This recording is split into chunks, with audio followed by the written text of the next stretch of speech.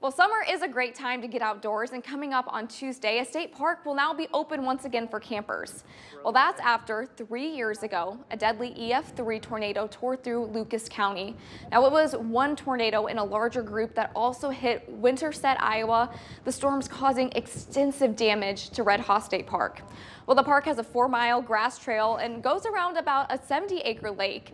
And it's why Chad Clinton with the Iowa Department of Natural Resources joins us now, sharing what updates have been made to those campgrounds and what this day trip from Quad Cities could entail. Chad, how are you today? Hello, nice to meet you. Well, great. Well, could you start by telling us just a little bit about this damage that happened 3 years ago? I mean, what did this entail? So this campground was one of my favorite campgrounds to begin with. It had beautiful mature red oak trees that were just about big enough you could wrap your arms around. The tornado came through and just tossed them like sticks, ripped them out of the grounds, and just laid a barren area from one side of the park to the other.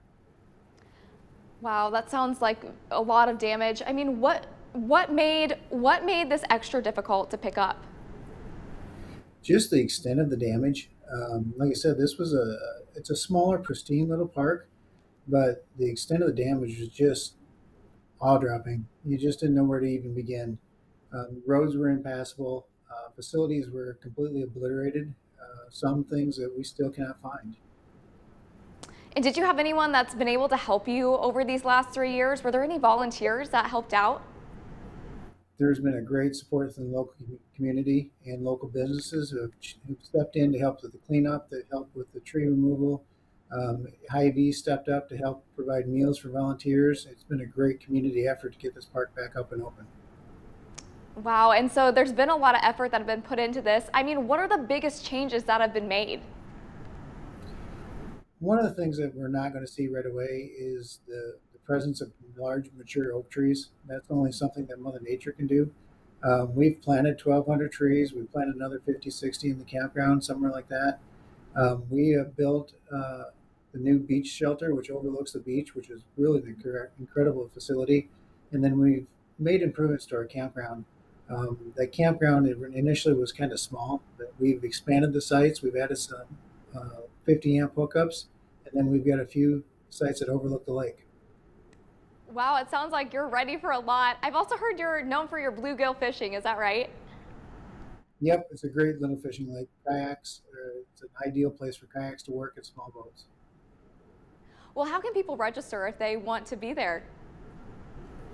Go to our reservation system online at iowadnr.gov, and this campground is now full, 100% reservable, which means that all of our reservations are done online now.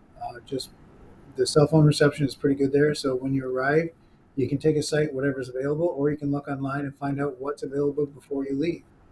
Well, you're just about to open on July 1st for camping. I mean, how many people do you expect on this July 4th weekend that's about to come up? July 4th for state parks is typically our busiest weekend of the year, so I'd expect a pretty good crowd. If you're looking to make your camping reservation, I would make it early. Don't wait because it'll just disappear before you get a chance. Well, and obviously you've been there through all of this. We've talked about this damage and now the rebuild. I mean, what does it feel like to you to be able to have this open once again, fully open for people to come and experience? It's kind of nice to be able to close this chapter. It's been a really great experience for learning. Met a lot of good people, but it's time to move on and start with the new chapter where we're actually providing the service to Iowans. And why are you passionate about having people be able to have a campsite like this at a state park available?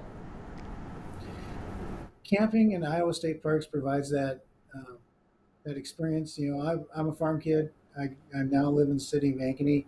My kids don't have that same experience of just walking out the door and just taking off like I did when I grew up. That's where state parks come in. That's a place for us to unplug, bring the families back together, enjoy the outdoors, and relax. Well, thank you, Chad. We really appreciate your time today. Thank you. Well, to learn more about how to get your reservations at Red Haw Campgrounds, visit WQAD and click on the As Seen on TV tab.